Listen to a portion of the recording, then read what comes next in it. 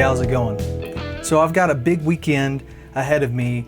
My trio is tracking our next single, and so I'm driving down to Arkansas to catch them, and we're going to be tracking drums and bass this weekend for the single. And then I'll be doing guitars and vocals here at my home studio.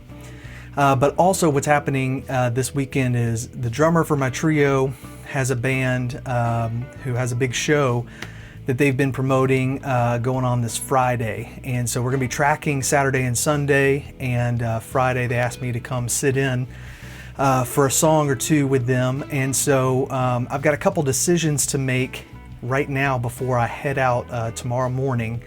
And I'll have some videos kind of throughout the weekend as we're tracking and from the show.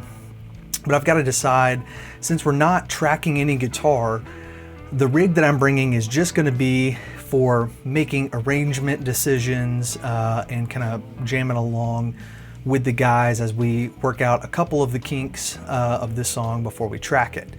So I'm just bringing a small rig and also something to sit in with this band. I don't want to bring a pedal board. It's just going to be one song, maybe two, and so I don't want to bring too much, just for that little bit of time. So we have Littlejohn Cab's prototype number 2, which is a quinoa, which is our 210 offset cab.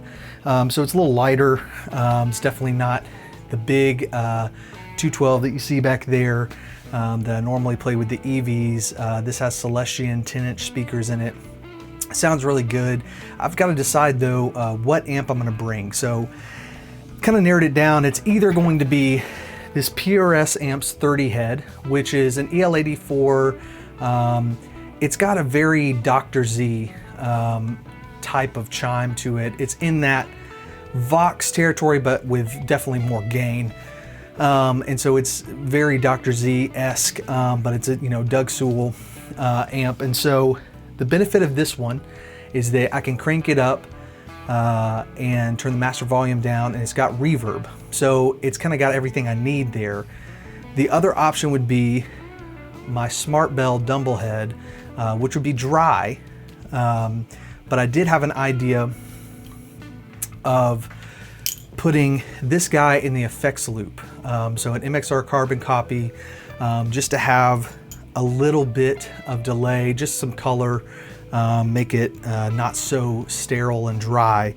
And what I would do is I would just set this on top of the amp, and I've got this little DC cable that's got your standard, see if we can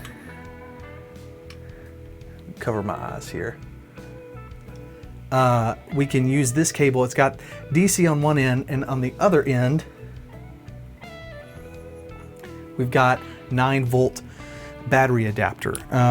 So I could just have this thing sitting on the amp with a battery plugged into it, and that will give me some wet effect if I decide to go with the Dumble. So we're going to quickly just kind of play through. I'm going to bring my PRS for this weekend, and we're just going to play and see what's going to work both for jamming on this song before we track it, the drums and bass, and then also sitting in for this show with the Handshake Saints. So let's listen to the 30. I've got it decent amount of reverb.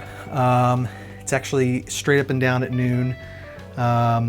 Treble and middle is cranked, bass is cutting a little bit, and the volume is about 130, maybe 2 o'clock, and the bright switch is on.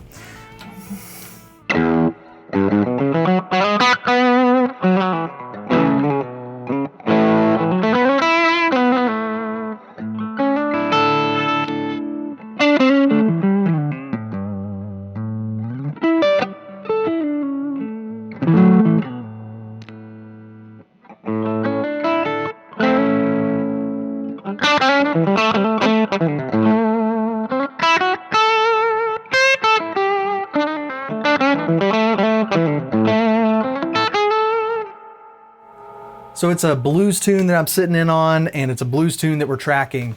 So I could get a little more gain out of it if I crank the volume up a little bit, I'll leave the master where it is, and I'll get a couple shots of the amps. I know it's a little dark in the room the way it's set up right now.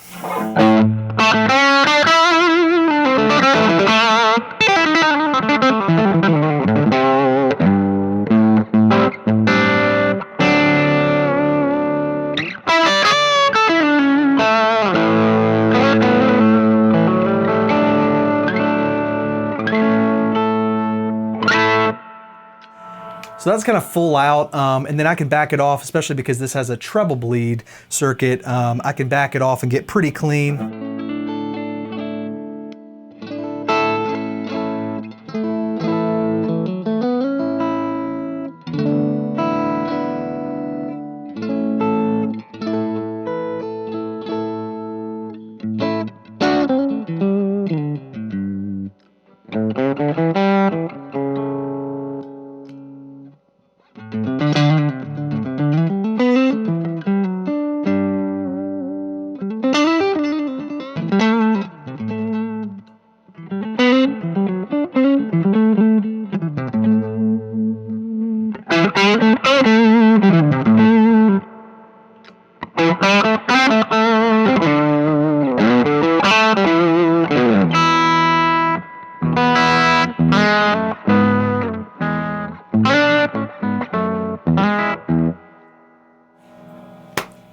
Sounds great, honestly. That sounds really good. But just for the sake of this experiment, let's plug in the Smart Bell, and we're just going to go ahead and plug in the carbon copy. I know that it's going to be too dry without it. Let's listen to how that sounds.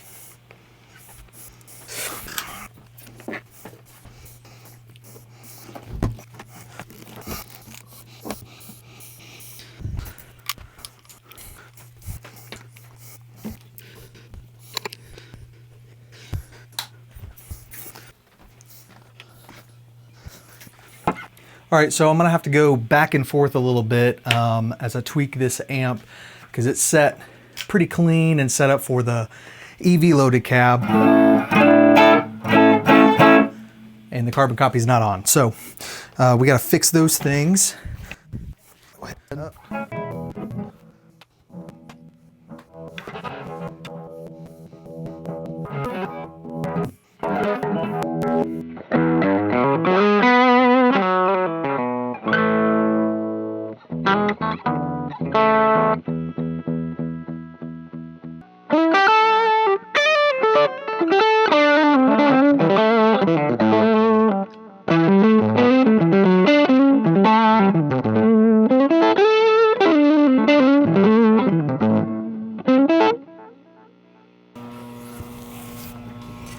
Well,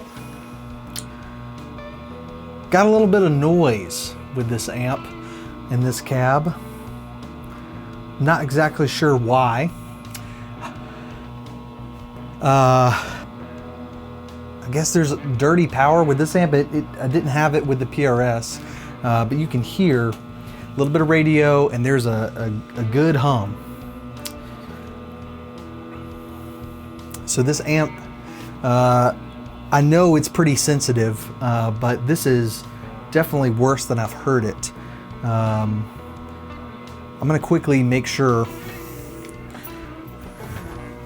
there's not something else going on here. All right, so after that adventure, the overdrive channel is not usable with this amount of noise. So we're gonna go with the PRS 30 head.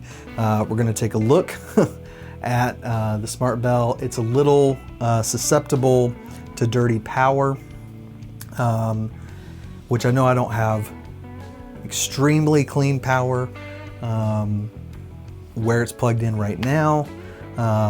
However, if I threw it in the ISO booth, I think it'd be better, but I don't want to risk it. I've played this venue before, but I don't remember. I don't remember having issues with dirty power, but I also wasn't using this amp. So we're gonna play it safe, go with the PRS 30. Also prefer the reverb over the delay for this situation. I would like both, in an ideal world if I was, running a board. But, having the carbon copy on the top of the amp is a great compromise. But, there's just an extra thing to think about. And, this is not my show. I'm there to sit in and have fun playing with the Handshake Saints. So I've also got to have something quickly to dial up as we track bass and drums for the next trio single this weekend. So I think the PRS amps 30 into the Littlejohn cab's Quinoa 210 cab is going to be the rig for the weekend. All right, so we're on the way to Arkansas here, and it's not a bad drive from Kansas City. Find myself here pretty frequently with the trio living here and having formerly lived in Arkansas. There's still some occasional work down here, and it's a good place to kind of get out of town a little bit. After listening back to the audio from testing both the amps, the PRS 30 and the Smart Bell,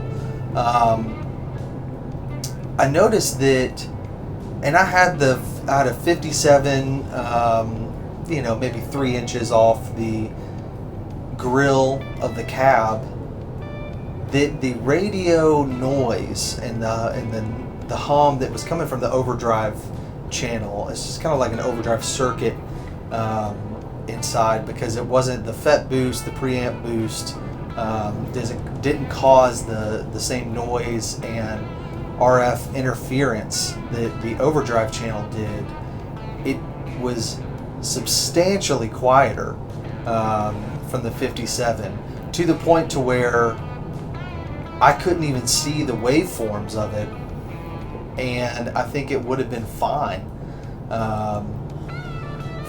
especially for just sitting in for a couple songs for this gig. However, in the room, it was unusably loud. I'm not really sure why. Obviously, it wasn't as loud as I was experiencing in the room, but when I was listening back to that audio, it was not nearly as bad as I was experiencing in the room, which gives me a little more peace of mind. But I still brought the PRS 30 head for this weekend, and I brought a pedal board, brought my fly rig, mainly just for tracking. I'm not even going to bring my pedal board really to the show. I doubt that I end up using it. I'm just trying to make it as easy as possible. Again, it's not my gig.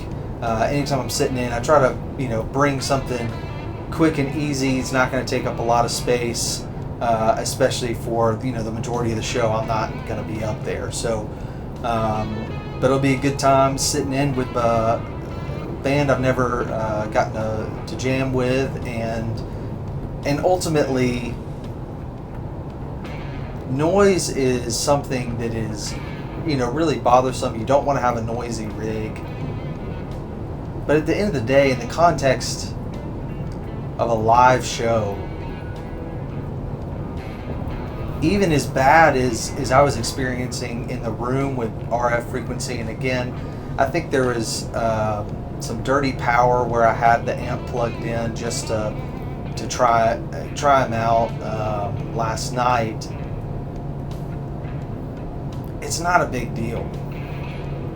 I think we spend so much time fine-tuning our rigs, going through 1,000 overdrive pedals, when at the end of the day, as long as you're making some noise, I think it's going to be fine. If you could focus on playing, being in the moment, that's way more important than trying to have the quietest, cleanest, most pristine signal possible. Those things are important, and they're important things to think about just for the sake of loving gear, but there's always that devil's advocate of in the context of playing music live, especially in a situation where it's not being recorded.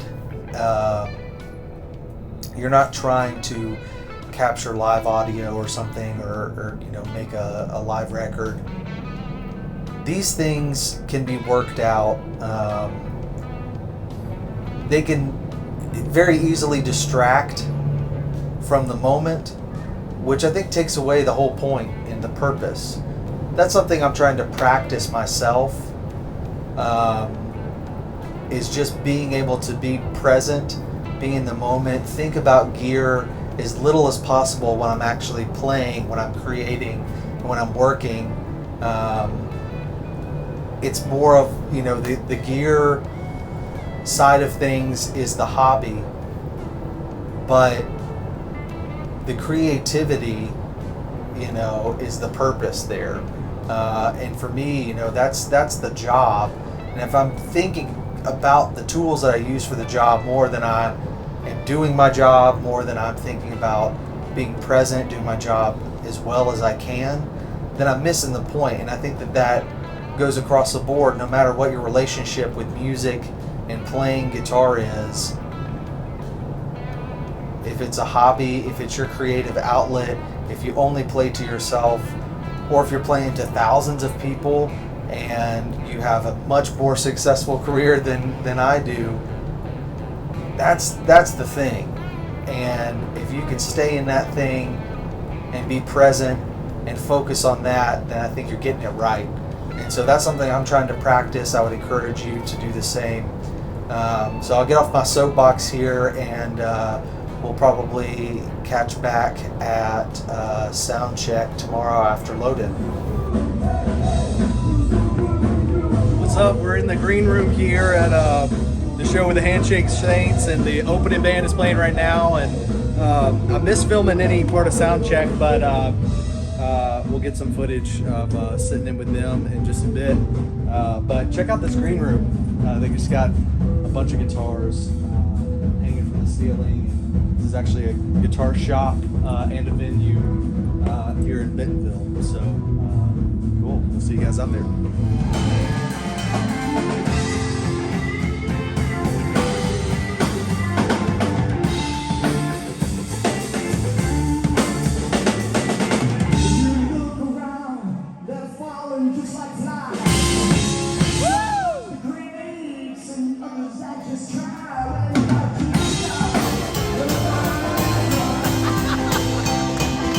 Away from Kansas City, give it up for Collin Littlejohn.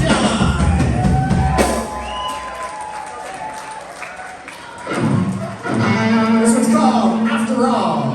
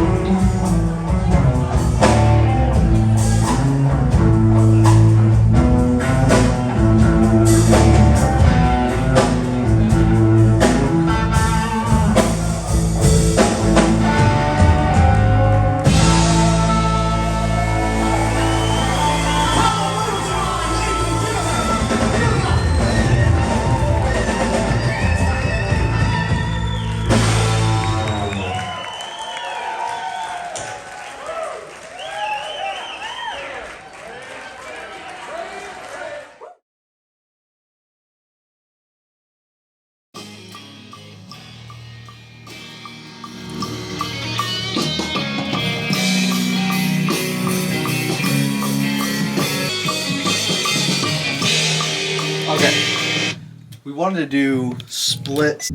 I like that. So. I mean, yes. I didn't know if it would help you. Yeah, I want to hear it in the context with that.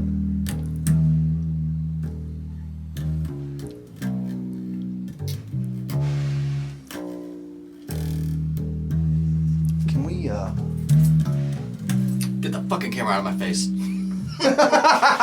No pictures. Yeah, no. What's it like to have that all up in your face? No, God, no questions. That's it.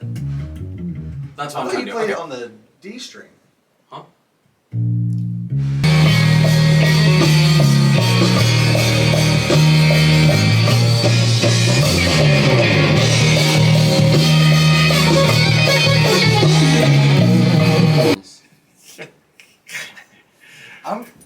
You know, when we watched the Super Bowl last year, or this year, it's MML's, we were like talking about how funny it is, like the broadcasters, because they just have to. Peyton knows that. Go back over there. Peyton knows That that. looks cute. It is cute. Right? Sponsored by Golden. I get that shot. Did you eat yours yet, Colin? I just love my Belvita. Aren't they serving? On your Blueberry. These other channels.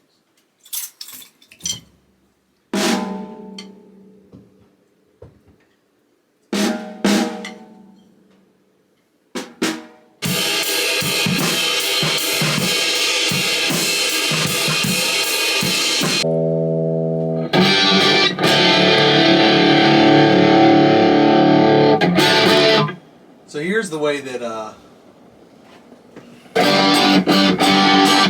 Here's my clean tone. Robin Trower sets his marshals. Bass all the way off. Treble all the way off. Presence all the way off. Mid all the way up. Mid all the way up. Because EQs on marshals don't really do much of anything.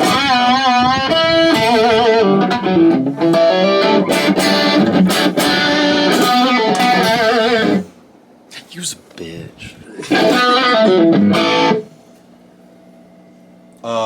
Dang, this is. I'm in standard and this is in half step down.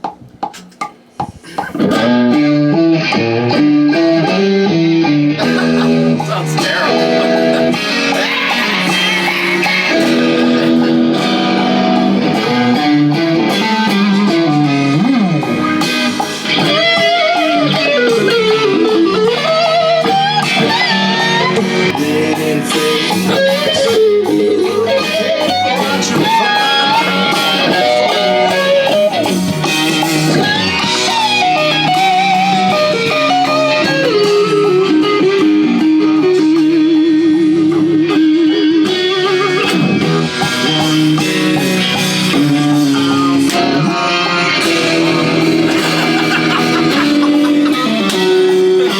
Is that even a different key? Yeah, why not? Yeah, it's at 7.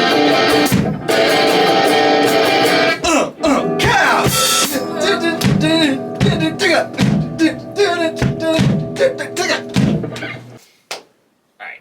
Pay attention, Colin. So we're a few days outside of the weekend in Arkansas. It's been hard to find some time to wrap up this vlog, but I appreciate you sticking around to the end of the video. If you've stuck around and you're watching this now. And overall, it was a successful weekend. On Friday, sat in with the Handshake Saints at their show. Saturday and Sunday, we tracked drums and bass, shot a little bit of footage to maybe put together a VHS tape style music video for this song once it's released. We're actually mixing it right now, so hopefully that will be out soon. And overall, it was a successful weekend. On Sunday, I actually ended up sitting in with a different buddy of mine on my way out of town, and we ended up playing some guitars at a bar down there. So super great weekend, and hopefully we'll catch you again on the next vlog. Till next time, I've been Colin.